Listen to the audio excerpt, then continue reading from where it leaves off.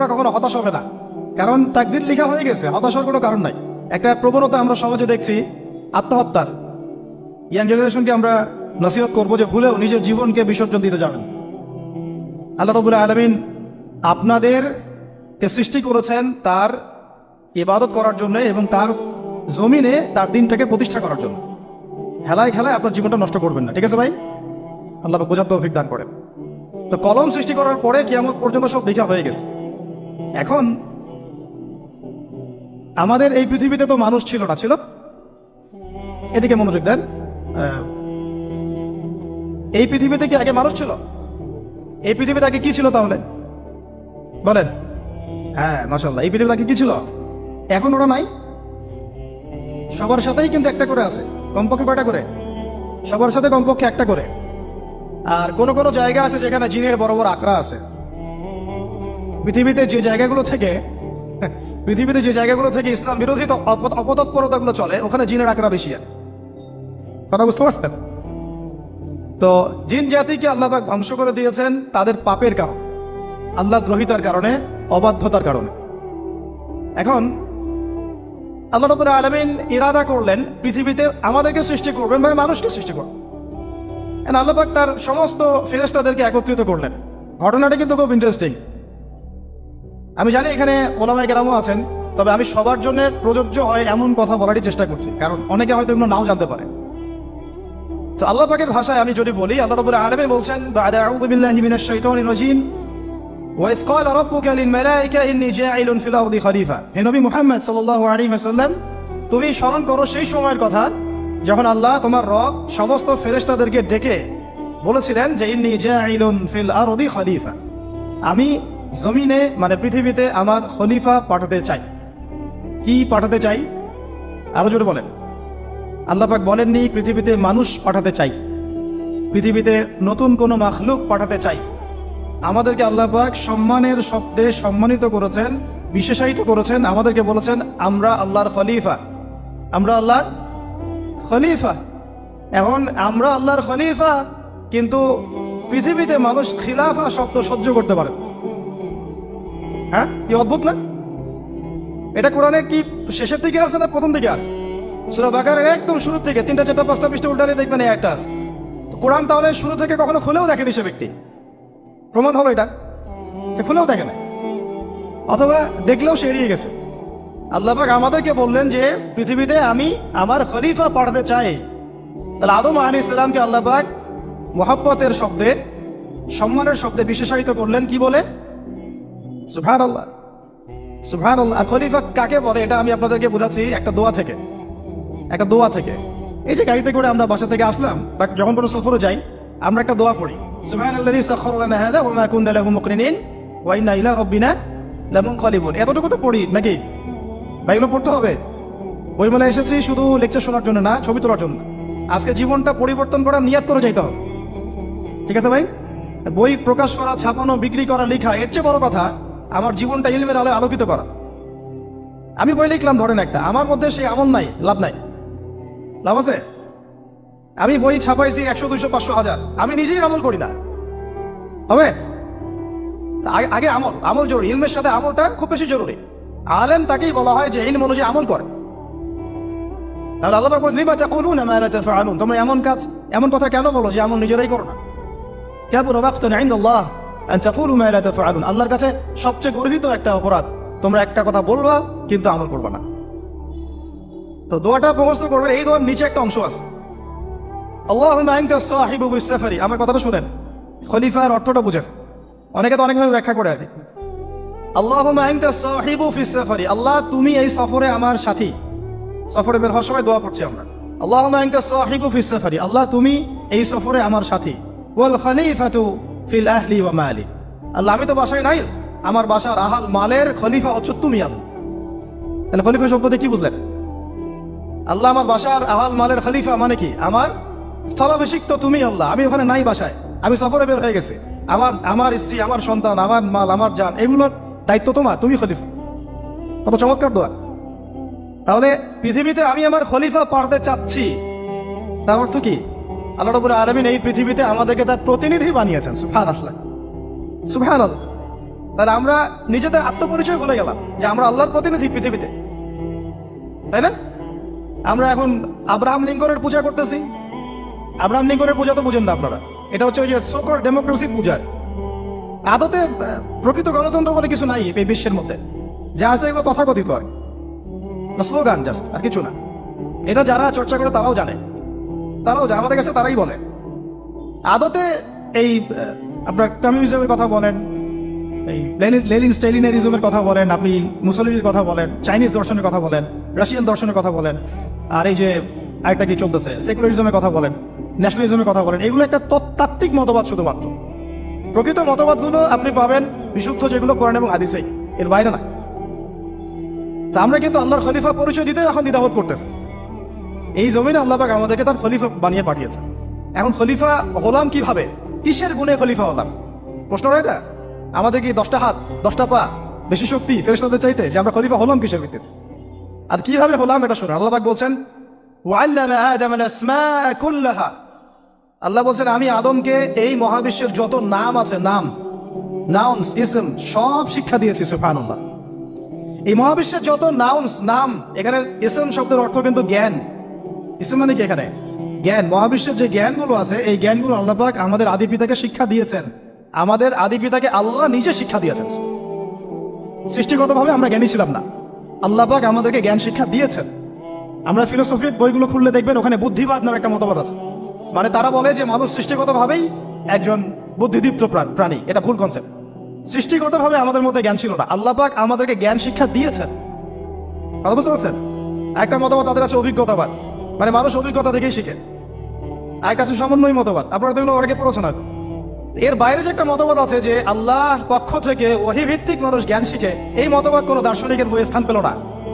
কি আফসোস, কি আফসোস! অথচ মুসলিম ঘরের দার্শনিক তারা। আমরাও পড়েছি ভাই, 4 বছর এই কারণে গেলেই। কি আফসোস! আল্লাহ পাকের ওহীর পক্ষ থেকে যে জ্ঞান আসতে পারে এইটা কনসেপ্টই নাই। অথচ এখানে কোরআনে আল্লাহ পাক বলছেন ওয়াল্লামা আদাম আল আসমাআ কুল্লাহা, আমি আল্লাহ আদমকে সমস্ত নাম শিক্ষা দিয়েছি। সুবহানাল্লাহ। এরপরে এই যে জ্ঞান আদম আলাইহিস সালামকে আল্লাহ পাক শিক্ষা দিলেন, এর ফলশ্রুতিতেই আল্লাহ পাক বললেন যে ওয়াইয কুলনা লিল মালাইকা উসজুদু লি আদম, হে ফেরেশতারা তোমরা এখন আদমকে সিজদা করো। কি ফেরেশতাদেরকে দিয়ে আল্লাহ পাক আমাদের পিতাকে সিজদা করালেন কিসের মানদণ্ডে, কিসের কারণে? জ্ঞানের কারণে। জ্ঞানের কারণে ফেরেশতাদেরকে আল্লাহ পাক বললেন যে এই নামগুলো বলে দাও তো তোমরা। তারা বলতে পারলো না, তারা বললো লা ইলম আল্লাহুম্মা লা ইলমা লানা ইল্লা মা আল্লামতানা, আল্লাহ আমাদের তো সেই জ্ঞান নাই, শুধু ওইটুকু জ্ঞান আছে যা আপনি আমাদেরকে শিখিয়েছেন। তখন আল্লাহ পাক বলেছিলেন যে আমি যা জানি তোমরা তা জানো না, আমি কি বলি নাই যে আমি আসমান জমিনের গায়েবের সব খবর জানি? তখন আল্লাহ বললেন যে তোমরা সবাই সিজদা করো আদমকে।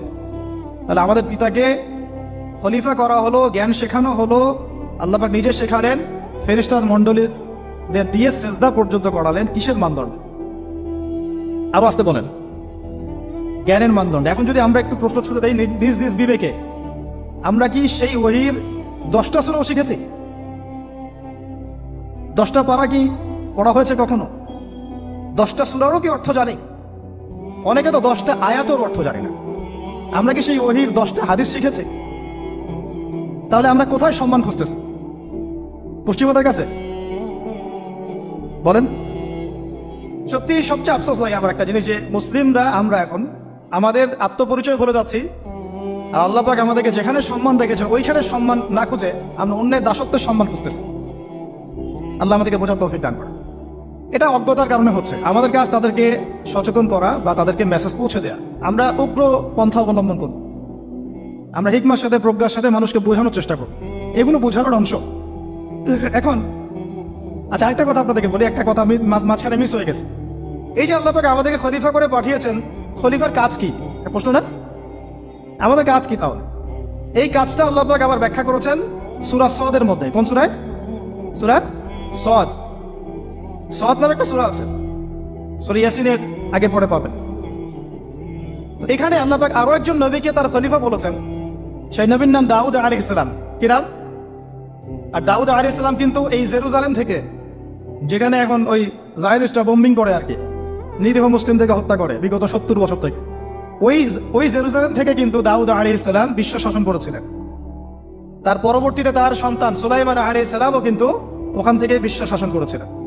আর এখনকার বনু ইসরাইল দাবিদার এই জায়রিস্টরা, তারাও কিন্তু ওই ফিকিরই করছে, ওখান থেকে তারা বিশ্ব শাসন করতে চায় এবং তারা মনে করে তাদের একজন মাসিহ আসবে, সেই মাসিহ আসলে তারা বিশ্ব শাসন করবে।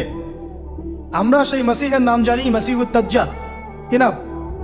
এই দাজ্জালকে ওরা ওদের সত্য মাসিহ মনে করে, আমরা জানি হচ্ছে মিথ্যা ভণ্ড প্রতারক মাসিহ, অথচ ওরা মনে করে এটা হচ্ছে সত্য মাসিহ। এই জায়গায় তারা ধোঁকা খাচ্ছে। অথচ সত্য মাসিহ হচ্ছে ঈসা আলাইহিস সালাম, যিনি আবার শেষ জামানায় আসবেন এবং তার হাতেই এই মাসিহুদ দাজ্জাল মারা যাবে এবং তারপরে পুরো বিশ্বে আবার ওই খিলাফা কায়েম হবে, ওই যে খলিফা, ওটা সারা বিশ্বে কায়েম হবে। এই টাউন হলও বাদ যাবে না ইনশাআল্লাহ। এটা মানুষ মানতে চাচ্ছে না, কিন্তু মানুষ না মানলে কি? আল্লাহ পাকের নকশায় সব আঁকা আছে কখন কি হবে। কে কে কল্পনা করেছিল যে আজকে আপনারা বসে এখানে দিনের আলোচনা করবেন? কল্পনা করা যায় তো? যে শব্দগুলো আপনারা বলছেন এগুলো বললেই তো নাই গায়ে, এখন বলছেন। কেউ কি কল্পনা করেছিল যে হঠাৎ করে এমন একটা সময় চলে আসতে পারে? কেউ কিন্তু কল্পনা করেনি, আল্লাহ পাকের নকশায় ছিল। এখানে আমাদের একটা আফসোসের কথা, এখানে মাস্টারমাইন্ড আল্লাহ রাব্বুল আলামিন। প্রকৃত মাস্টারমাইন্ড কে? আমরা ক্রেডিট নেওয়ার প্রতিযোগিতায় ব্যস্ত হয়ে আছি এখন, কার কত ক্রেডিট নেওয়া যায়। এখানে এত ক্রেডিট পাওয়ার যোগ্য কেউ না, সমস্ত ক্রেডিট কার? আল্লাহ রাব্বুল আলামিন। এটা আল্লাহর সাথে গাদ্দারি করতে যায় না, তাহলে ভুলে যান। কারণ আমি বারবার বলেছি আপনাদেরকে, কোরআন থেকে একটা শিক্ষা আমরা শিখেছি, একটা কম যখন মাজলুম থাকে, দুর্বল মাজলুম জুলুমের শিকার হচ্ছে, আল্লাহ পাক সেই কমটাকে বাঁচান, কোনো না কোনো একজন ত্রাণকর্তাকে পাঠান, কোনো একটা সূরতে আল্লাহ পাক সেই কমকে বাঁচায় দেন। আবার যদি এই নিয়ামতটা পাওয়ার পরে ওই কম আবার এই জুলুম শুরু করে, আবার আল্লাহ দ্রোহিতা শুরু করে, আল্লাহ পাক তার চেয়ে বড় জালেম চাপাই দিন। কথা বুঝতে পারছেন? আল্লাহর সাথে গাদ্দারি করতে চাই না, আল্লাহ পাক আমাদেরকে বোঝার তৌফিক দান করুন। আর খলিফার কাজটা কোথায় পাবেন? কোন সূরায় ভাই বলেন? সূরা সাদে আল্লাহ পাক দাউদ আলাইহিস সালামকে খলিফা সম্বোধন করে বলছেন, ইয়া দাউদ, কি চমৎকার আহ্বান! ইয়া দাউদ, হে দাউদ, ইন্না জাআলনাকা খলিফাতান ফিল আরদ। দেখো, আমি আল্লাহ তোমাকে পৃথিবীতে খলিফা করেছি। কি করেছি? খলিফা করেছে। তোমার কাজ কি শোনো, ফাহকুম বাইনান নাস বিল হক। বোঝার চেষ্টা করেন একজন খলিফার কাজ কি। খলিফা মানে আল্লাহর প্রতিনিধি, জমিনে যে দায়িত্বশীল, অন্য মানুষের উপরে যে দায়িত্বশীল, তার কাজ ফাহকুম বাইনান নাস বিল হক, মানুষের মাঝে ন্যায় বিচার প্রতিষ্ঠা করবে, এটা তোমার কাজ। তাহলে এখন যারা আমরা এই জায়গায় আছি বা ভবিষ্যতে আসবো, আরো কাল আগাতে থাকবে, সময় আগাতে থাকবে, নতুন নতুন নেতৃত্ব আসবে, সবার ফাংশন একটাই, ফাহকুম বাইনান নাস বিল হক। আমাদের কাজ হবে মানুষের মাঝখানে কি করা? ন্যায় বিচার, বিচার ফয়সালার ক্ষেত্রে ইনসাফ করা, ন্যায় বিচার করা। ন্যায় বিচার তো এখন জাদুঘরে আছে নাকি? হ্যাঁ, কোন কোন ক্ষেত্রে আমরা চাই না যে ন্যায় বিচার জাদুঘরে যাক, আমরা চাই আবারও ন্যায় এবং সাম্যের সমাজ প্রতিষ্ঠা। ইনশাআল্লাহ এরপর থেকে আমরা কোনো অন্যায় সহ্য করবো না। ইনশাআল্লাহ এরপর থেকে আমরা কোনো জল্লাদতন্ত্র কায়েম করতে দিব না। আমাদের যা আছে তাই নিয়ে প্রতিবাদ হবে ইনশাআল্লাহ। কারণ এখনকার প্রজন্ম প্রতিবাদের ভাষা বুঝে। এখন যদি আপনারা আবার সেই প্রাচীন জুলুমের তন্ত্রের মধ্যে ফিরে যান, তাহলে আল্লাহর গজব চলে আসবে, বড় গজব। তো খলিফার কাজ কি ভাই? কি কাজ বললাম বলেন? মানুষের মাঝখানে ন্যায় বিচার প্রতিষ্ঠা করা। আচ্ছা, আরো আছে, আজ শেষ হয় নাই। আল্লাহ পাক বলছেন, ওয়ালা তাত্তাবি'ল হাওয়া। আর ন্যায় বিচার করতে গিয়ে নিজের দাসত্ব মানে প্রবৃত্তির অনুসরণ করো না।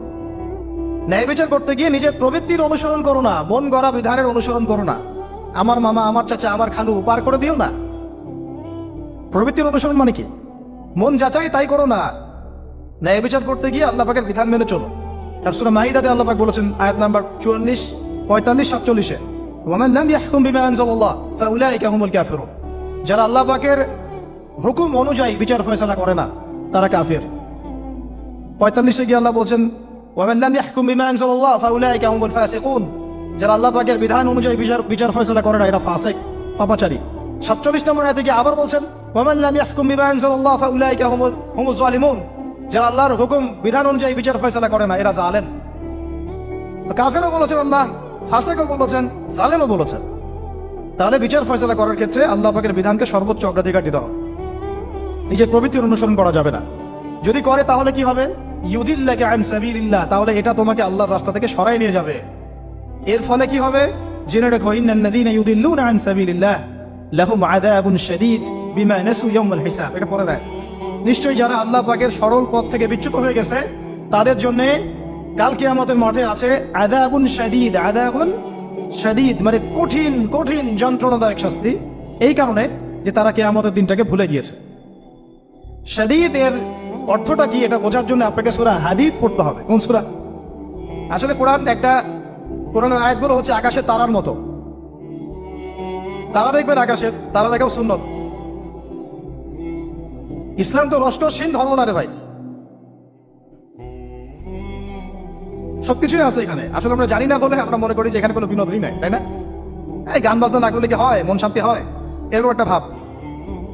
যদি আপনি কোরআনের ভিতর ঢুকে যান, আপনার হৃদয়ে এমন নূর আসবে, এমন তৃপ্তি আসবে যে ওগুলো আপনার শুনতে ইচ্ছা করবে না, আপনি কান বন্ধ করে ফেলবেন নিজেই, বলতেই হবে না।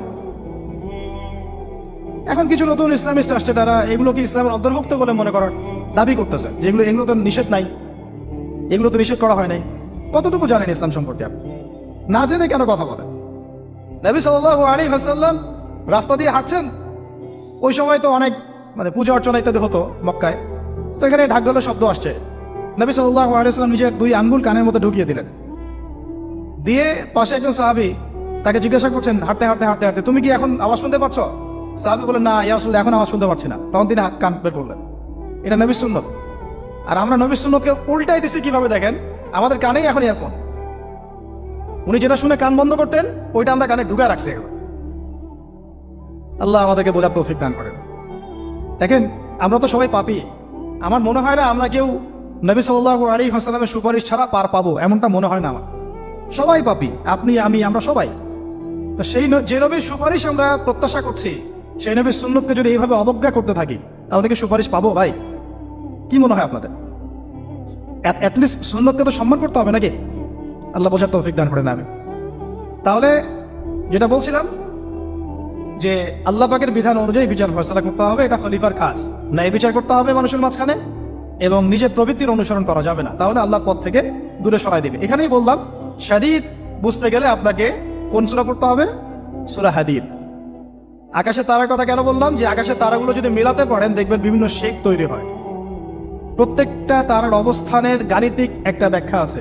যারা অ্যাস্ট্রোনমি নিয়ে পড়াশোনা করেন তারা জানেন, এগুলো সবাই জানবেন না। প্রত্যেকটা তারাকে আল্লাহ পাক এত সূক্ষ্মভাবে স্থাপন করেছেন যে যদি একটু সামান্য একটু ডানে বামে এগুলো সরে যায়, মহাবিশ্বের এই স্থিতিশীলতা নষ্ট হয়ে যাবে। এবং এটার কসমও আল্লাহ পাক কোরআনে করেছেন সূরা ওয়াকিয়ার মধ্যে। কোন সূরা? সূরা ওয়াকিয়াতে আল্লাহ পাক বলেছেন, ফালা উকসিমু বিমাওয়াকিইন নুজুম। আমি তারার অবস্থান স্থলের স্থিতির কসম করে বলছি। আল্লাহ পাক এর কসম করেছেন। কত গুরুত্বপূর্ণ জিনিস, ঠিক আছে? তো পরের গুলো বললাম না।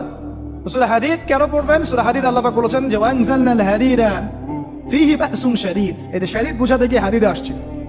আল্লাহ পাক বলছেন যে আমি আল্লাহ পৃথিবীতে আসমান থেকে লোহা নাজিল করেছি। অবাক করার বিষয় না? লোহার খনি খুঁজতেছেন আপনারা মাটির নিচে, তাই না? আল্লাহ পাক বলছেন আমি লোহা নাজিল করেছি। আনজালনা, ঠিক যেমন ইন্না আনজালনাহু ফী লাইলাতুল কদর, আমি লাইলাতুল কদরে কোরআন নাজিল করেছি, আসমান থেকে নাজিল হয়েছে, তাই না? এরকমই ওয়ানজালনাল হাদীদা, আমি হাদীদ লোহা নাজিল করেছি। ফীহি বাসুন শাদীদ, যে লোহার মধ্যে আছে কঠিন শক্তি আছে। আয়রন যে অণু পরমাণুগুলো, এগুলোর শক্তি সবচেয়ে বেশি না? কেমিস্ট্রিতে আপনারা পড়েছেন। তাহলে এখন আল্লাহ পাক বলছেন কিয়ামতের দিন তাদের জন্য আযাবুন শাদীদ, যারা আল্লাহ পাকের খলিফার দায়িত্ব পালন করবে না, যারা খলিফার দায়িত্ব পেয়েও ন্যায় বিচার করবে না, ইনসাফ করবে না, প্রবৃত্তির অনুসরণ করবে, ঠিক আছে, আল্লাহর পথ থেকে বিচ্যুত হয়ে যাবে, তাদের জন্য কিয়ামতের মাঠে এই শাস্তি আছে। তাহলে আমরা কি খলিফা শব্দ বুঝতে পারলাম? আমাদের পিতা যে খলিফা, এটা কি বুঝতে পারলাম? তাহলে এখন বলেন তো, প্রত্যেক নবী কি আল্লাহর খলিফা ছিলেন না? ছিলেন কিনা? প্রত্যেক নবী কি আল্লাহর বিধান দিয়ে বিচার ফয়সালা করেন নাই? মানুষের মাঝখানে ইনসাফ করেন নাই? ন্যায় বিচার প্রতিষ্ঠা করেন নাই? এরপরে সাহাবায়ে কেরামের যুগে তারা কি ন্যায় বিচার প্রতিষ্ঠা করেন নাই? তাহলে হঠাৎ করে কি হলো বিশ্ববাসীর মধ্যে যে একেবারে কোরআন হাদিস এর মৌলিক বিষয়গুলো এগুলো সব পাশ কাটিয়ে আমরা মানব রচিত বিধানগুলোর দিকে চলে গেলাম? রহস্যজনক না বিষয়টা? এটা হচ্ছে দাজ্জালীয় একটা শাসন আসতেছে সামনে। দাজ্জাল নিজেকে খোদা বলে দাবি করবে, সে সমস্ত মানব জাতিকে বোঝাবে যে সেই খোদা, নাউযুবিল্লাহ। সে অনেক বেলকি দেখাবে, মানুষকে তার দিকে টেনে নিয়ে আসবে। এমনকি সে এক হাতে জান্নাতে এক হাতে জাহান্নাম নিয়ে পড়বে। নবীজি বলেছেন যে তার জান্নাতে প্রবেশ করবে ওটাই তার জাহান্নাম, আর যে তার জাহান্নামে প্রবেশ করবে সেটাই হচ্ছে জান্নাত। তাহলে পুরো বিশ্ববাসীকে আল্লাহ থেকে দূরে সরিয়ে একটা গডলেস ওয়ার্ল্ডে রূপান্তরিত করার একটা তৎপরতা চলছে, লক্ষ্য করতেছেন না? এটা মূলত আপকামিং যে দাজ্জালীয় সভ্যতার ভবিষ্যৎবাণী নবীজি করেছেন, এই দিকেই ওয়ার্ল্ড যাচ্ছে আস্তে আস্তে আস্তে আস্তে ওই দিকে যাচ্ছে। তবে নবীজি এটাও বলেছেন সাল্লাল্লাহু আলাইহি ওয়াসাল্লাম যে আমার উম্মতের মধ্যে একটা তয়ফা, একটা দল, কিছু মানুষ সবসময় হকের উপর অটল থাকবে ইনশাআল্লাহ, কিন্তু তাদের সংখ্যা হবে খুব কম। এখন আমাকে আপনারাই বলেন যে ওই হকের উপর অটল থাকতে হলে আমার সেই জ্ঞান লাগবে কি লাগবে না? বলেন। যেই জ্ঞান আমাদের পিতাকে শেখানো হয়েছে, দেখবেন প্রত্যেকটা মানুষের মধ্যে কিছু প্রতিভা আছে, সৃজনশীলতা আছে, আছে না? একটা বুদ্ধিদীপ্ত একটা তাড়না মানুষের ভিতরে কাজ করে। এটা কোত্থেকে আসছে জানেন? আমাদের পিতার ডিএনএ থেকে আসছে। আমাদের পিতার ডিএনএ থেকে, আমরা কিন্তু সবাই তার সন্তান। এরপরে পৃথিবীতে মানুষ পাপাচারে যখন লিপ্ত হলো প্রচন্ড রকম, তখন নূহ আলাইহিস সালামকে আল্লাহ পাক পাঠান এবং তিনি প্রায় 950 বছর দাওয়াতের কাজ করলেন, 40টা বা 80টা পরিবার ইসলাম কবুল করল। তখন আল্লাহ পাক এই মুমিনদেরকে বাদ দিয়ে সবাইকে গানত করে দিলেন, ধ্বংস করে দিলেন। মানে আমরা যারা পৃথিবীতে এখন বেঁচে আছি, যে আপনি আমি, আপনাদের নাম আমি জানি না, আমরা যারা বেঁচে আছি, আমরা কিন্তু কোনো না কোনো ভাবে ওই 40 বা 80 পরিবারের সন্তান। আমরা আত্মীয়, কিন্তু আমরা সবাই কিন্তু আত্মীয়, জানেন? 40টা বা 80টা পরিবার বাদ দিয়ে বাকি সব মানুষকে আল্লাহ পাক ধ্বংস করে দিয়েছিলেন নূহ আলাইহিস সালামের মহাপ্লাবনে। ঘটনা জানেন না? 40 বা 80টা পরিবারকে বাদ দিয়ে বাকি সবাইকে আল্লাহ পাক ধ্বংস করেছেন ওই মহাপ্লাবনে। তাহলে এখন এই বিশ্বে যত মানুষ আছে তারা কয়টা পরিবারের সন্তান? ওই 40-80। আমরা কোনো না কোনো ভাবে একে অপরের আত্মীয় হই। মুসলিম অমুসলিম সবাই, মুসলিম অমুসলিম সবাই। আমরা যে অসাম্প্রদায়িকতার কথা বলি না, এই শব্দটাকে ভালো অর্থে নেওয়া যায়। কি অর্থে? অন্যান্য ধর্মাবলম্বী মানুষ যারা, তারা তাদের ধর্ম স্বাধীনভাবে পালন করবে, কোনো সমস্যা নেই, আমরা তাদের এই কাজে বাধা দিতে যাব না। একইভাবে আমরা আমাদের ধর্ম স্বাধীনভাবে পালন করব, তারা এখানে কোনো বাধা দিতে পারবে না। সিম্পল। তারা তাদের উৎসব তাদের মতো পালন করবে, আমরা আমাদের উৎসব আমাদের মতো পালন করব। না আমি মূর্তি পাহারা দিতে যাব, আর না আমি মূর্তি ভাঙতে যাব। সিম্পল।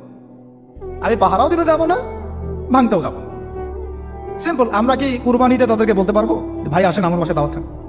এটা হয় কখনো? লাকুম দীনুকুম ওয়ালিয়া দিন, আপনাদের দিন আপনাদের, আমাদের দিন আমার। সিম্পল। এই অর্থে ঠিক আছে। কিন্তু সব ধর্ম মিলে যে নতুন ধর্ম বানানোর চেষ্টা করা হচ্ছে বাংলাদেশে, এটা ঠিক নাই। এটা শুভঙ্করের ফাঁকি। সব ধর্ম মিলে নতুন ধর্ম করার কোনো সুযোগ নাই। আমরা সবাই এক পরিবারের সন্তান। এখন আমাকে বলেন, নূহ আলাইহিস সালামের একটা ছেলে ছিল, নাম জানেন? কি নাম বলেন? কেনানা। মাশাআল্লাহ। কয় ছেলে ছিল তার? হ্যাঁ না, মূলত চারজন সন্তান থেকে বড় বড় 4টা গোত্র সৃষ্টি হয়েছে।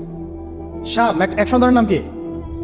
এটাকে কেন্দ্র করে এই যে সিরিয়ান কন্টিনেন্টে, পুরো প্যালেস্টাইন, সিরিয়ান, অ্যারাবিয়ান কন্টিনেন্টে যত মানুষ, তার বংশধর। ঠিক আছে? হাম, একটা সন্তানের নাম হাম।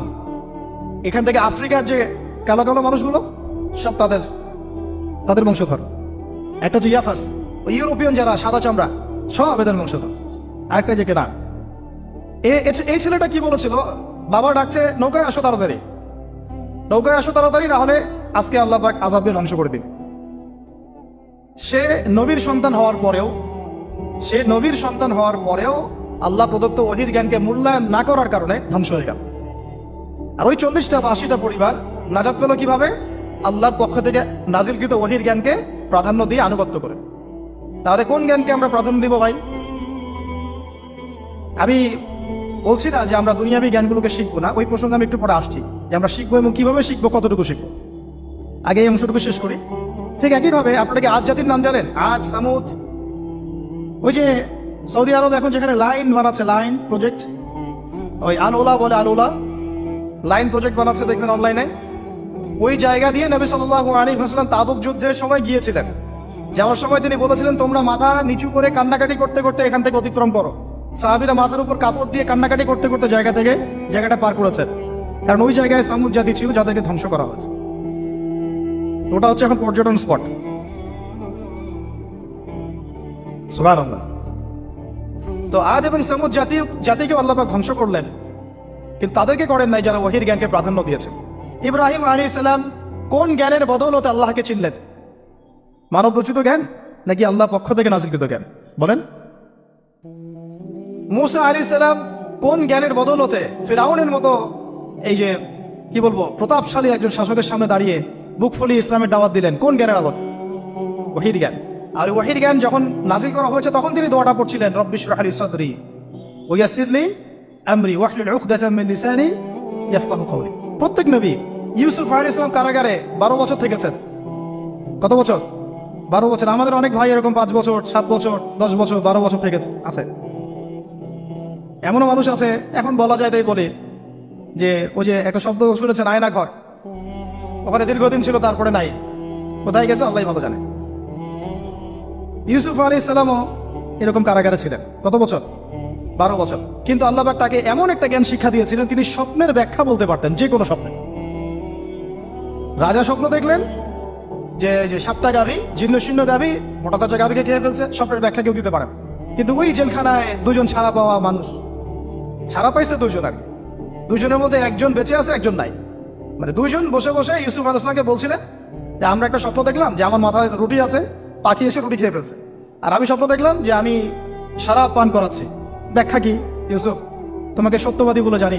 ইউসুফ আলাইহিস সালাম বললেন, তোমার মাথায় রুটি যেটা খেয়ে নিচ্ছে, তার মানে তোমাকে সুদণ্ড দেওয়া হবে। আর তুমি যে পানি পান করাচ্ছ, তার মানে তুমি নাজাত পাবে, ছাড়া পাবে। হলো তাই। আর যে নাজাত পাবে তাকে ইউসুফ আলাইহিস সালাম বলে দিলেন যে তুমি রাজদরবারে গিয়ে আমার কথা বলো, আমার কথা আলোচনা করো। সে ভুলে গিয়েছিল। পরে যখন এই স্বপ্নটা দেখলো বাদশা, তখন বাদশা সবাইকে ডাকলো, ডেকে বললো যে গাভীর স্বপ্নের ব্যাখ্যা কি। তখন এই ব্যক্তির মনে পড়ছে, আর ইউসুফ তো ব্যাখ্যা দিতে পারে। সে কি ইউসুফ আলাইহিস সালামকে ডেকে নিয়ে আসতেছে যে এই রাজা স্বপ্ন দেখছে, ব্যাখ্যা কি। স্বপ্ন কিন্তু আপনার কাছে শুনে একটা স্বাভাবিক মনে হচ্ছে, আরে গাভীর আবার স্বপ্নের কি ব্যাখ্যা।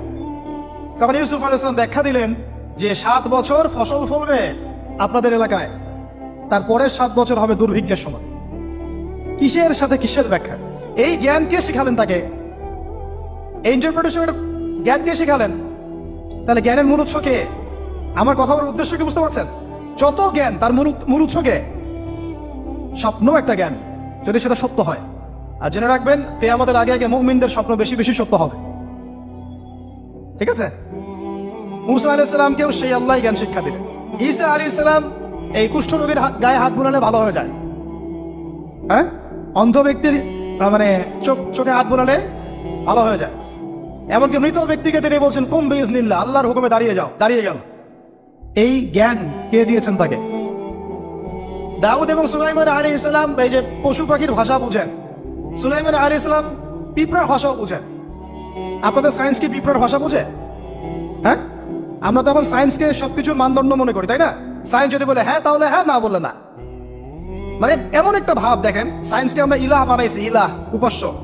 সায়েন্স যদি বলে যে পৃথিবী থেকে অমুক অমুক কোটি কোটি আলোকবর্ষ দূরে একটা গ্রহের সন্ধান পাওয়া গেছে, নাম দিল ধরেন যে আলফা এক্স ওয়াই জেড কিছু একটা, ওখানে হুড়পড়ি আছে, হ্যাঁ, ওখানে দুধের সাগর আছে, মধুর সাগর আছে, তো মানুষ তখন বিশ্বাস করা শুরু করবে, হ্যাঁ হ্যাঁ তাই তো, তাই থাকতেই পারে। নাসা বলেছে না হয়ে পারে, নাসা মন্তব্য করেছে না হয়ে পারে। ওরকম যদি বলে অনেক দূরে একটা আগুনের একটা বিশাল ইয়া পাওয়া গেছে, গ্রহ পাওয়া গেছে, ওখানে আযাব দেওয়া হয়, শাস্তি দেওয়া হয়, ওখানে অন্য মাখলুক আছে, ওদের ভাষায় এলিয়েন, মানুষ বিশ্বাস করে। এটা আল্লাহ পাক কোরআনে বলছেন যে সুলাইমান আলাইহিস সালাম পিঁপড়ার ভাষাও বুঝতেন, ওই কথা বিশ্বাস করতে যাচ্ছেন। সুলাইমান আলাইহিস সালাম বাতাসে ফ্লাই করতে পারতেন, এটা বুঝতে পারতেছেন, বিশ্বাস করেন না। তাহলে ওই প্রযুক্তি না থাকলে এয়ারক্রাফট কিভাবে আবিষ্কার করলেন? যে প্রযুক্তিগুলো পৃথিবীতে চলে গেছে ইতিমধ্যে, ওগুলো ভবিষ্যতেও আসতে পারে। যেমন একটা প্রযুক্তির কথা বলি, সুলাইমান আলাইহিস সালাম বসে আছেন, একজনকে বললেন না সাবার রানী বিলকিসের সিংহাসন কে নিয়ে আসতে পারবে? একজন বললো যে আপনি উঠে দাঁড়াইতে যতক্ষণ সময় লাগে এর মধ্যে নিয়ে আসুন। উনি বললেন যে হবে না, এটাতে হবে না, তুমি স্লো, তুমি 3G 4G না, এত স্লো স্পিডে আমার হবে না। এই কথা বলেন নাই, মজা করলাম আর কি। আমাদের ইউটিউবাররা মতো এই অংশ কাট করে আবার প্রচার করে দিতে পারে। দেখেন কিসের সাথে কি ব্যাখ্যা করবো। কোরআনকে 3Gর সাথে তুলনা করলেন আবু তহাদ না, ব্যাস কাম সারা দেশে ওইটাই ইস্যু। তখন মহা মুসিবত, মানে বাঙালি জাতির মধ্যে দিন প্রচার করে। আমাদের সালাতের ভাগ্য ভালো যে তারা আগেই, মানে এই প্রযুক্তি আসার আগেই দুনিয়া থেকে তারা চলে গেছে। মুশকিল না? যত ইস্যু এগুলোর কারণেই সৃষ্টি হয়। তো যাই হোক, প্রসঙ্গে আসি, কোথায় ছিলাম ভাই, যে কথা হারায় ফেললাম। হ্যাঁ হ্যাঁ, আরেকজন বললেন যে না, আপনি চোখের পলক ফেলতে যতক্ষণ লাগে এর মধ্যে দেখবেন সিংহাসন সামনে। সুবহানাল্লাহ, কি প্রযুক্তি বলেন! এই প্রযুক্তির সামনে কি বিশ্ববাসী যেতে পেরেছে? দেখেন সুলাইমান আলাইহিস সালামের বাতাসে ফ্লাই করাটা কিন্তু এখন পৃথিবীতে খুব কমন হয়ে গেছে। আমরা সবাই ফ্লাই করতেছি বাতাসে, তাই না? যদি আপকামিং কোনো সময় আপনি দেখেন যে এইরকম চোখের পলকেই একটা বস্তু আরেকটা জায়গা থেকে এক জায়গায় চলে আসতেছে, আমি অবাক হব না। ইনশাআল্লাহ। কারণ কোরআনে অতীতে এই ঘটনার দলিল আছে। বুঝাতে পারতেছি না? এক কথায় সমস্ত জ্ঞানের মূল উৎসকে। এরপরে আসেন, অত আর লম্বা করছি না, আমাদের নবী মুহাম্মদ সাল্লাল্লাহু আলাইহি ওয়াসাল্লাম আসেন। আমরা তো তার উম্মত। 23 বছরে, একটু মনোযোগ দেন, এটা আলোচনার লাস্ট পার্ট, ঠিক আছে? 23 বছরে তিনি পুরো জাহেলিয়াতকে পরিবর্তন করে দিয়েছেন। কত বছরে? 23 বছর। আপনারা কি জানেন যে আইয়ামে জাহিলিয়াতে আসলে কি কি সমস্যা ছিল? কেন ওই যুগটাকে আমরা জাহিলিয়াত বলি? বেসিক্যালি 5-6টা সমস্যা ছিল। কয়টা? 5-6টা। 1 নম্বর শিরক। 1 নম্বর কি? আমার সাথে বলেন। শিরক আমাদের ওয়ার্ল্ডে নাই, এটা তো গ্লোবাল শিরক চলতেছে এখন। শুধু ধর্মীয় শিরক চলতেছে নাকি? দেখো, শিরক হচ্ছে পলিটিক্সে, শিরক হচ্ছে ইকোনমিক্সে, শিরক এডুকেশনেও আছে, শিরক কালচারের মধ্যেও আছে। কথাগুলো বুঝতে হবে একটু গভীরভাবে। তখন সমস্যা ছিল রিবা, সুদ। এখন নাই। রিবা ছাড়া কোনো সিস্টেম আছে এখন ওয়ার্ল্ডে? আমি গতকালকে একটা হাদিস মোতালা করছিলাম সুদ সংক্রান্ত। নবীজি বলেছেন সাল্লাল্লাহু আলাইহি ওয়াসাল্লাম যে একটা যুগ আসবে সামনে, সুদবিহীন কোনো মানুষই চলতে পারবে না। যে চলতে চাইবে তার গায়েও সুদের ছিটা ফোটা গিয়ে লাগবে। আসে নাই সেই যুগ? সুবহানাল্লাহ। কিভাবে তিনি এত স্পেসিফিকলি কথাগুলো বলতে পারেন? নিশ্চয়ই তিনি এমন একজন সত্তার কাছ থেকে জ্ঞান পেয়েছেন যিনি সব জানেন, অতীত, বর্তমান, ভবিষ্যৎ, তাই না? এমনকি নবীজি বলেছেন ইমামুল মাহদির সময় যে 10 জন ঘোড়সাওয়ার বের হবে এবং তারা গিয়ে খোঁজ নিতে যাবে যে দাজ্জাল বের হয়েছে কিনা, নবীজি বলছেন আমি সেই 10 জনের নামও জানি, তাদের বাবার নামও জানি। সুবহানাল্লাহ, সুবহানাল্লাহ। কিয়ামতের মাঠে আলী রাদিয়াল্লাহু আনহু, আবু বকর রাদিয়াল্লাহু আনহু, ওমর, উসমান রাদিয়াল্লাহু আনহুম আজমাইন, তাদের হিসাবটা কেমন হবে ওইটাও নবী সাল্লাল্লাহু আলাইহি ওয়াসাল্লাম আগেই বলে দিয়েছেন। সবচেয়ে দ্রুত হিসাব হবে এই উম্মতের আলী ইবনে আবি তালিব রাদিয়াল্লাহু আনহু। যাবেন, বেরোবেন, শেষ। কি মানুষ, তার জীবনীটা পড়ে দেখবেন। আমি শেষের দিকে বলে দিব আপনাদেরকে আজকে, এবং এটা রেকর্ডেড থাকবে, ইনশাআল্লাহ অনলাইনে দিয়ে দিব, যে আপনারা কোন কোন সাবজেক্টের বই কিনবেন। বইমেলা তো শুধু মানে আসলেন একটা একটা র্যান্ডমলি বই কিনলেন এমন না, টপিক ধরে ধরে সাবজেক্ট ওয়াইজ বই কিনতে হবে, ঠিক আছে ভাই? বই কেনার পিছনে টাকা পয়সা খরচ যদি না করেন, মানে দিনের জন্য অর্থ ব্যয় করার মানসিকতা না থাকে, এলেম পাওয়া যাবে। অনেক মুহাদ্দিস নিজের গায়ের জামা খুলে দিয়ে পর্যন্ত বই নিয়ে বাসায় গিয়েছে, জানেন? তাদের সমস্ত সম্পত্তি বিক্রি করে দিয়েছেন বই কেনার জন্য।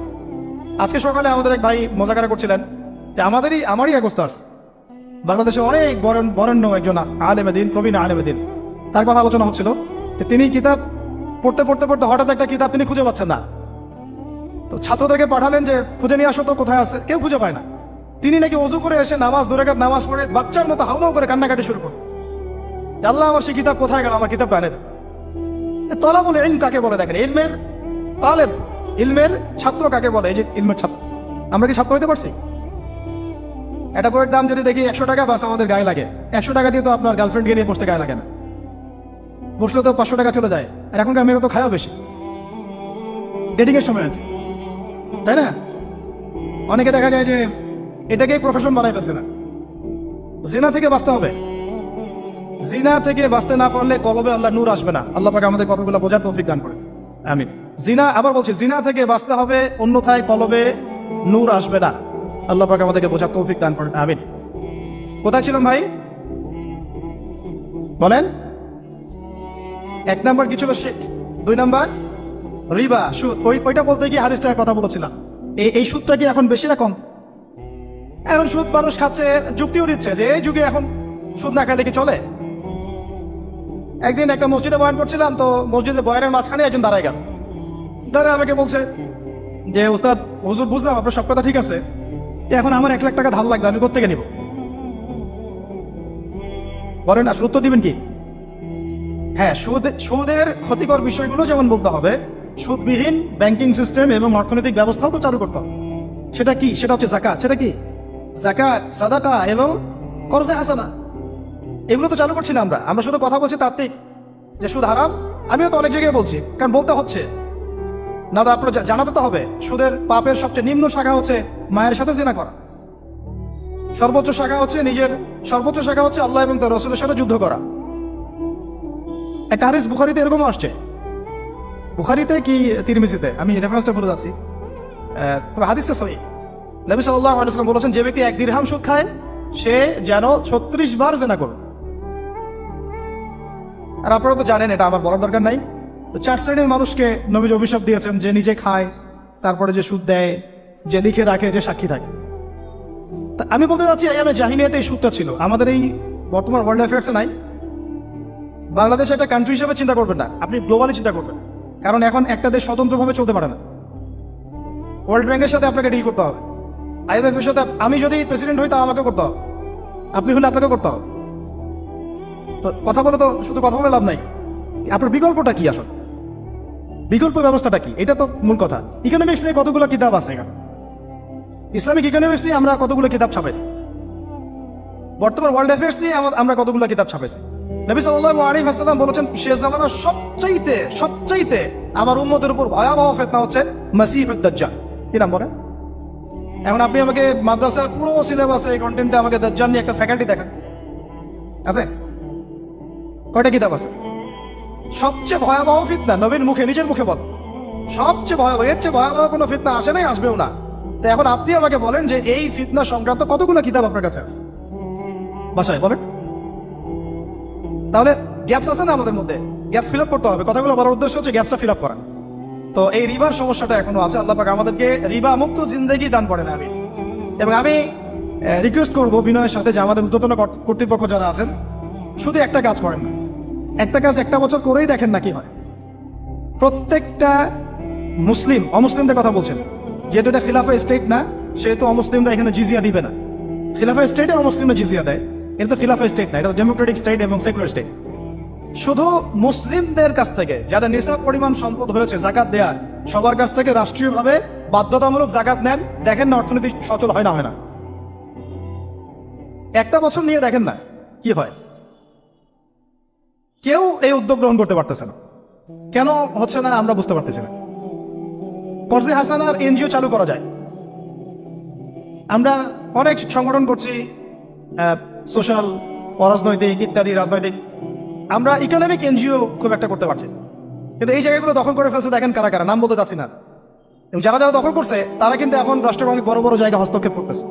ইভেন ট্রান্সজেন্ডারের মতো ইস্যু কিন্তু তারা ঢুকাই দিচ্ছে, ঢুকায় না? উত্তরবঙ্গ জুড়ে, পুরো উত্তরবঙ্গ ঘুরে আসেন, দেখেন কাদের তৎপরতা বেশি। নীলফামারীতে সফর করে দেখলাম যে ওখানে একটা গ্রামের মধ্যে 24টা এনজিও কাজ করতেছে, শুধুই সব। তারপরে মানুষ তামাক চাষ করে খাচ্ছে। একটা দল দাবি করতেছে নবী সাল্লাল্লাহু আলাইহি ওয়াসাল্লাম ছাড়াও আরো নাকি নবী আসতে পারে, নাউযুবিল্লাহ। এবং ওই যে মির্জা গোলাম আহমেদও তাদের অন্তর্ভুক্ত। মানুষ ওই ধরনের নাম লিখাচ্ছে চাকরির জন্য, ব্যবসা করতেছে তারা দেশের মধ্যে। তাহলে ভাই, শুধুমাত্র তাত্ত্বিক কথাবার্তা না, আসলে আমাদের সংগ্রামটা কিন্তু বহুমুখী। শুধু ইলম অর্জন তো একটা বেসিক জিনিস, এই বেসিকটাই এখনো হচ্ছে না আমাদের। ইলম অর্জনটা বেসিক জিনিস, এটাই হচ্ছে না। এরপরে আপনার অর্থনীতি সমৃদ্ধ করা, সংস্কার করা, সমাজ সংস্কার করা, রাজনৈতিক অঙ্গনগুলোর মধ্যে যে অরাজকতা, এগুলোকে সংস্কার করা, কত কাজ আমাদের। কিন্তু আমরা কিন্তু একটা জায়গাতেও স্থির নাই। ইভেন একটা মাসালাতেও আমরা এক জায়গায় আসতে পারতেছি না, ঐক্যবদ্ধ হতে পারতেছি না। আমরা খুবই ব্যাকডেটেড চিন্তা করতেছি এই জায়গাতে। অথচ আমাদের উচিত ছিল এই প্রবলেমগুলোকে আরো 30-40 বছর আগে সলভ করা। তাহলে এখন হয়তো আপনি ভালো কিছু পেতেন। আমাকে একটা প্রতিষ্ঠান দেখান যেখানে নুরানি থেকে নিয়ে, মানে নুরানি থেকে দাওরা বা ক্লাস নার্সারি থেকে মাস্টার্স, এরকম সিলসিলায় ইসলামিক শিক্ষা এবং জেনারেল শিক্ষাকে একত্রিত করে একটা সিলেবাস মেনটেন করে পড়ানো হচ্ছে। আমাকে কয়েকটা প্রতিষ্ঠানের নাম বলেন, আমি ওখানে আমার মেয়েকে ভর্তি করাবো। আমাকে দেন, রেডিমেড দেন, আমার ছেলেকে ভর্তি করাবো। আমরা ফিকির করতেছি না। এটা হওয়া উচিত ছিল বিগত 30 বছর আগেই। আমি আপনাদেরকে বলি যে প্রকাশনা সংস্থার বাইরে আছেন অনেকে। ধরেন আমাদের রংপুরের কোনো ভাই আপনাদেরকে পুরো 1 বিঘা জমি দিল, বা ধরেন 5 বিঘা জমি দিয়ে দিল, ঠিক আছে? আর আমরা সবাই মিলে দেশবাসীর কাছ থেকে টাকা কালেক্ট করে একটা কনস্ট্রাকশন দাঁড় করে প্রতিষ্ঠান দাঁড় করালাম, একেবারে অনার্স, মানে নুরানি থেকে নিয়ে, প্লে গ্রুপ থেকে নিয়ে মাস্টার্স, এরকম ফ্যাকাল্টি করলাম। এখন ভাই, আপনারা যারা বই প্রকাশ করতেছেন, আমাকে কি আপনারা বই দিতে পারবেন? প্রত্যেকটা ক্লাসে আমি কোন কোন বই পড়াবো পারবেন? আমাকে কি সিলেবাস দিতে পারবেন? কথা বলেন। প্লে গ্রুপে কোন কোন বই পড়াবো আমাকে দেন, নার্সারিতে দেন, STD 1-এ দেন, 2-তে দেন, 3-তে দেন, 5-এ দেন, এভাবে আপনি আমাকে ক্লাস 10 পর্যন্ত দেন। তারপরে কি আপনি আমাকে অনার্স, মাস্টার্স, এই ফ্যাকাল্টিগুলো আলাদা আলাদা, এগুলো কি ইউনিভার্সিটি আদলে আপনি কি আমাকে সাজা দিতে পারবেন? আমরা জায়গা দিব, টাকা দিব, প্রতিষ্ঠান করে দিব। প্রকাশনা সংস্থা থেকে কি আমরা এতটুকু পেতে পারি? তাহলে কাজের ক্ষেত্র আসলে কোনগুলা? আজকে আদনান ভাইয়ের একটা বই নিয়ে পড়তেছেন, কালকে অমুক ওস্তাদের একটা বই নিয়ে পড়তেছেন, আজকে এইটা কালকে সেইটা। কনস্ট্রাকটিভ পড়াশোনাটা কোথায়? ধরেন এই যে আমাদের এক ভাই, পরিচিত ভাই, ওই ভাই যদি বলে যে আমি ভাই একসময় দিনের পথে ছিলাম না, এখন ইসলামের পথে আসছি, তো আমি এখন আলেম হইতে চাই। কি হইতে চাই? আলেম হইতে চাই, কিন্তু আমার মাদ্রাসায় পড়ার কোনো সুব্যবস্থা নাই। আচ্ছা, এখন কি তাকে আমরা 5 বছর বা 10 বছরের মধ্যে আলেমের সমপর্যায়ে নিয়ে যেতে কি পারবো? সেই সিলেবাস কি আমার কাছে আছে? বলেন। অথচ বিশ্বাস করেন, আরবি ভাষা না জানলে কেউ কোরআন জানতে পারবেই না। আমি এখন এটা শক্ত করে বলি যে কোরআন শেখা যেমন ফরজ, আরবি ভাষাটা শিক্ষা করাও ওয়াজিব। আর আমাদের 80% জেনারেল শিক্ষিত ছেলেপেলে কিভাবে আরবি শিখবে? কিভাবে তারা আকীদা শিখবে? কিভাবে তারা কোরআনের তাজবিদ শিখবে, তাদাব্বুর শিখবে, তাফসীর শিখবে, হাদিসের এরাব দেওয়া শিখবে, ইবারত পড়া শিখবে? কিভাবে তারা নাহু সরফের জ্ঞান অর্জন করবে? কিভাবে তারা উসুলের জ্ঞান অর্জন করবে? কিভাবেই বা তারা বড় বড় ধরেন ফিকহ শাস্ত্রের জ্ঞান, তারপরে এদিকে উসুলে হাদিসের জ্ঞান, তাফসীরের জ্ঞান, আর বড় বড় ফ্যাকাল্টিগুলো, কিভাবে তারা বড় পর্যায়ের আলেম হবে? আমাকে বলেন। প্রোডাক্ট দেন, প্রোডাক্ট। এবং এমন এমন আলেমের প্রোডাক্ট যে আলেমরা সারা ওয়ার্ল্ডকে ডিল করতে পারে, মানে ইন্টারন্যাশনাল স্কলার। এখান থেকে যাবে ইউকেতে গিয়ে দাওয়াতি কাজ করে আসবে, অস্ট্রেলিয়া গিয়ে দাওয়াতি কাজ করে আসবে, মালয়েশিয়া গিয়ে দাওয়াতি কাজ করে আসবে। আন্তর্জাতিক মানের আলেম আমরা কি জেনারেল শিক্ষিত ব্যাকগ্রাউন্ড থেকে তৈরি করতে পারবো? পারছি কি? আর আপনারা আমাকে বলেন তো ভাই, যে কত পার্সেন্ট মানুষ জেনারেল শিক্ষিত আর কত পার্সেন্ট মানুষ মাদ্রাসায় শিক্ষিত? কাদের পরিসংখ্যানটা বেশি? তারা কি, তাদের কোনো অবদান রাখার কোনো সুযোগ নাই? এখন যদি এই ক্লাসিক্যাল পড়াশোনা না হয়, ইলমের এই গভীরতায় না যায়, এবং বড় বড় ওলামায়ে কেরামদের সোহবতে তারা না আসে, তাহলে কিভাবে তারা বিশুদ্ধ ইসলাম শিখবে আর প্রচার করবে আর প্রতিষ্ঠা করবে? তো প্রশ্ন কিছু করে গেলাম। আজকে প্রশ্নগুলো রেখে যাচ্ছে এই কারণে, যেগুলো আপনারা ভাববেন যে আপনারা আমাকে একটা ইসলামিক ইউনিভার্সিটি করার মতো বইপত্র আমাকে বানায় দেন না। দায়িত্ব নেন কেউ, আপনারা সবাই মিলে দায়িত্ব নেন। আমি এখানে একটা স্কুল আছে আমাদের ছোট্ট, তহাজিন নুরাইন ইসলামী স্কুল। এই স্কুল আমরা করেছি প্লে, নার্সারি, কেজি 1 2 3 4 5 এতটুকু। ট্রাইলিঙ্গুয়াল, মানে বাংলা মিডিয়াম, আর Bangla medium, English version, medium না ইংলিশ ভার্সন, আর অ্যারাবিক। এই সিলেবাসটুকু করতে, এই 8টা ক্লাসের সিলেবাস করতে আমাকে 7 দিন 8 দিন একেবারে বাংলা বাজার ঘাটাঘাটি করে, ওই আমরা আগে তো ইংলিশ মিডিয়ামে পড়াশোনা করতাম, ওই অক্সফোর্ডের বই ঘাটাঘাটি করো, ব্রিটিশ কাউন্সিলের বই ঘাটাঘাটি করো, তারপরে ওদের ম্যাথামেটিক্স, ওদের সায়েন্স, আবার এই মাদ্রাসার অ্যারাবিক, আবার সরকারি কারিকুলামের বই, এগুলো ঘাটতে ঘাটতে ঘাটতে একটা সিলেবাস আমরা দাঁড় করাতে পারছি। মাত্র 5টা ক্লাস করতে পারবে। এরপরে এটা করতে গিয়ে যে দেখলাম যে আসলে এগুলোর যে এত ঘাটতি আছে বাজারে, রেডিমেড কোনো প্রোডাক্ট এগুলো নাই। ঘুরে ফিরে কি সেই আমরা ওই একই জিনিসই চর্চা করতে থাকবো, নাকি আমরা একটু বহির্বিশ্বে যেভাবে দিন প্রচার হচ্ছে এই মান দিতে পারি? এটা আমাদের উচিত না করার কাজটা? হ্যাঁ, এটা তো আমাদের হাতে রাষ্ট্রীয় ক্ষমতা নাই, থাকলে না হয় উপরের লেভেল থেকে এগুলো করা যায় খুব সহজ। বরং উপরের লেভেলে যারা আছেন তারা তো আরো ট্রান্সজেন্ডার ঢুকাচ্ছেন, আপনারা তো এলজিবিটি ঢুকাচ্ছেন। তাহলে এই কাজগুলো কাদের করতে হবে? তাহলে বেসরকারিভাবে করতে হবে। এখন আমরা যারা বইকে ভালোবাসি, জ্ঞানকে ভালোবাসি, আল্লাহকে ভালোবাসি, রাসূলকে ভালোবাসি, চাই যে আমরা যা করছি আমাদের পরের প্রজন্মটা মানুষের মতো মানুষ হোক। কাজ কি কম না বেশি আমাদের বলেন? সেই ক্ষেত্রে কাজগুলো কিন্তু ওইভাবে হচ্ছে না ভাই। একটা বিষয়ের বই সবাই ছাপাচ্ছি, কেন? কি দরকার আছে? একটা বিষয়ের বই আমি সবাই ছাপাচ্ছি। একটা জিনিস, একটা হিস্ট্রির একটা কিতাব অনেকগুলো প্রকাশনী আপনারা করতেছেন, একই বই ফাইজুল কালাম সবাই করতে আছে। একটা বই তাসাউফ আত্মশুদ্ধি অনেক প্রকাশনী করতেছে, কপি করতেছে। ভাই আমাদের কি কাজ কি দুনিয়ার স্বার্থ উদ্ধার করা, না আমার দিনের কোনো খেদমত? আমার কথায় মাইন্ড করবেন না, আমি মাইন্ড করার মতো কথা বলছি না। আমি বলছি আপনাদেরকে আরো যেন কনস্ট্রাকটিভ হয় কাজগুলো। মানে আপনাদের সাথে আমি বসবো ইনশাল্লাহ আবার আলাদা করে, যে একটা আমাকে পুরো শিক্ষা ফর্মুলা আমাকে দিবেন, মানে প্রত্যেকটা ক্লাসের বই রেডি করে দিবেন, যাতে আমরা প্রতিষ্ঠান বানালেই একদম পুরা কমসে কম ক্লাস 1 থেকে 10 ঢেলে দিতে পারি, আমার পরিশ্রম করতে না হয়। ওখানে বাংলা মিডিয়ামের বই থাকবে, ইংলিশ মিডিয়ামেরও থাকবে, এবং অ্যারাবিক তো থাকবেই।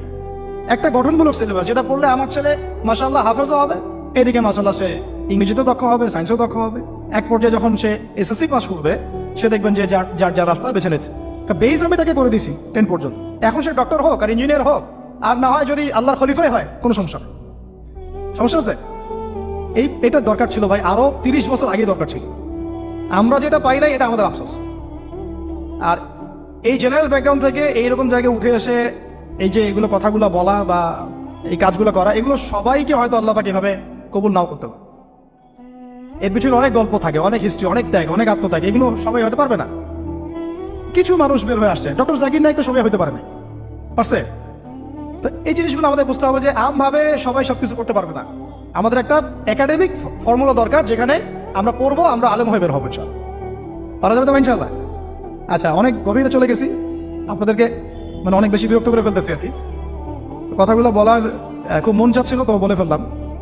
আর আমরা চাচ্ছি কথাগুলো সবাই সবার কাছে পৌঁছাক, যাতে করে অন্তত বিভাগীয় শহরগুলা, অন্তত ঢাকা, রংপুর, রাজশাহী, মানে বড় বড় শহর আমাদের চট্টগ্রাম, কক্সবাজার ইত্যাদি ইত্যাদি বড় বড় শহরগুলোতে যদি একটা করে এরকম একটা করে প্রতিষ্ঠান থাকে, যেখানে আপনি পুরো জেনারেল শিক্ষা এবং ইসলামী শিক্ষা দুটোকে সমন্বয় করে এবং এই মানে দ্বিমুখী শিক্ষার মেরুকরণটাকে দূর করে একটা কনস্ট্রাকটিভ সিলেবাস দিতে পারেন, দেখবেন আজকে না হোক, আজকে থেকে 10 থেকে 15 বছর পরে আমাদের ছেলেমেয়েদের একটা প্রজন্ম আসবে, দেখবেন ইনশাআল্লাহ ওরা আমাদের চেয়ে অনেক ডিনামাইট হবে। এই যে আজকে অনেকগুলো আয়াত বললাম, অনেকে হয়তো জানেন না বা পড়েন নাই, ওরা বলতেই বুঝে ফেলবে কোন সূরায় আছে, হবে না? সম্ভব। আর যদি না করতে পারি তাহলে ঘুরে ফিরে ওই একই অবস্থা, ওইটা দিয়ে হবে না ভাই। এই মানে ইসলাম বিষয়টা কি, এটা এমন না যে কিছু অংশ নিলাম কিছু অংশ নিব না, এটা এমন না। নিলে ভাই নেওয়ার মতো নেওয়া লাগে। উদখুলু ফিস-সিলমি কাফা, একেবারে পরিপূর্ণরূপে দিনে প্রবেশ করো, সিরিয়াসলি নেন, চান্স তো একটাই, চান্স তো একটাই। আল্লাহ পাক আমাদের কথাগুলো বোঝার তৌফিক দান। আর আমাদের সন্তানদের সাথে তো আমরা এটা হতে দিতে পারি না। আমরা হয় অনেক সময় নষ্ট করে ফেলছি। আমরা এই টাউন হলে বসে চা খাইছি, আড্ডা মারছি একসময়, স্কুলে পড়ার সময়, কলেজে পড়ার সময়।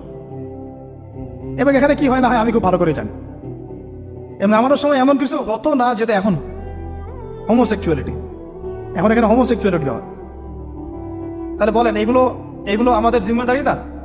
আচ্ছা, রংপুরে, অন্তত রংপুরের শহরে এইরকম উদ্যোগ নিতে পারবেন কারা কারা? হাত তুলেন দেয়। আমি যে কথাগুলো বললাম, কার কার সাহস আছে? এগুলো তাত্ত্বিক কথাগুলো চলে গেলে কাজ হবে না। বইমেলা একবার হয়েছে, এরপরের বইমেলা না হয় আপনাদের প্রতিষ্ঠানের ক্যাম্পাসে করবেন, সমস্যা কি? রংপুরে অন্তত পক্ষে এরকম একটা ক্যাম্পাস গড়ে তোলেন, যার যা আছে তাই নিয়ে নামেন। কারো অর্থ থাকলে, কারো জমি থাকলে, কারো বুদ্ধি থাকলে, কারো প্রকাশনা সংস্থা থাকলে, কারো টিচার প্যানেল থাকলে, আসেন রংপুরে একটা কিছু করে দেখাই। আর সবাই যদি তাকায় থাকি একজনের দিকে, যে আদান ভাই করবে, অমুক ভাই করবে, তমুক ভাই করবে, তারা তো হলো না। কারণ আমরা তো কারো উপর নবী হয়ে আসি নাই। সবাই মিলে হাত লাগালে তখন কাজ করা যাবে ইচ্ছা। এবার এই প্রতিষ্ঠানগুলো দরকার আছে না নাই? এর গুরুত্বটা বোঝার যোগ্যতা আল্লাহ পাক আপনাদেরকে দান করেন, দোয়া করি আমি। তো ভাই আর লম্বা করতেছি না, আমি শেষের অংশটুকু বলে শেষ করে দিচ্ছি যে এই সুদ আর শিরক যেমন ওই সময় ছিল এখনো আছে। আর ওই আইয়ামে জাহিলিয়াতের সেই সুদ আপনি দেখলেন, এখন শিরক দেখলেন। মাদক আছে না নাই? আইয়ামে জাহিলিয়াতের মাদক, আইয়ামে জাহিলিয়াতের এই নারী জাতির অবমাননা আছে না সমাজে? নাই? ব্যাখ্যা করতে যাচ্ছি না, আপনারা জানেন সব। আর আইয়ামে জাহিলিয়াতে ছিল একটা গোত্রীয় হানাহানি, দ্বন্দ্ব, মারামারি, এখন সমাজে নাই? এটাই তো চলতেছে এখন সমাজে। তো এখন এই জাহেলিয়াতের সমাজটাকে মাত্র 23 বছরের মধ্যে আমাদের নবীজি চেঞ্জ করে দিচ্ছে। কত বছর? এখন আপনারা আমাকে বলেন তো যে তিনি কি কোনো জাদু করছেন? তিনি কি কোনো জাদু দেখাইছেন সমাজে এসে? মানুষকে মারছেন? মানুষকে কি তিনি মানে কঠোর ছিলেন? তিনি, তার কাছে আল্লাহর ফেরেশতা আসতো, তিনি কি সেই শক্তি কাজে লাগায় একদম সমাজের মানুষকে জোর করে ইসলাম কবুল করেছেন? তিনি কি করছেন 23 বছরে? এটা বলে শেষ করে দিব। তবে তার আগে শুধু এতটুকু বলবো, 23 বছর পরের মক্কাটাকে একটু দেখেন। 23 বছরের পরের মক্কাটাকে একটু দেখেন। ওই মক্কাতে কি কোনো শিরক আছে?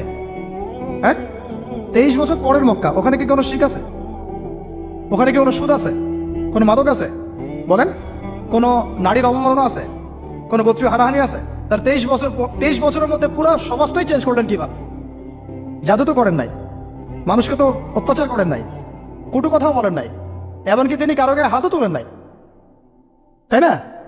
একটা কাজই তিনি করেছেন, সেটা হলো এই যে কোরআন এবং সুন্নাহর যে জ্ঞান, এই ওহির জ্ঞানটাকে তিনি সবার মাঝখানে ছড়াই দিয়েছেন।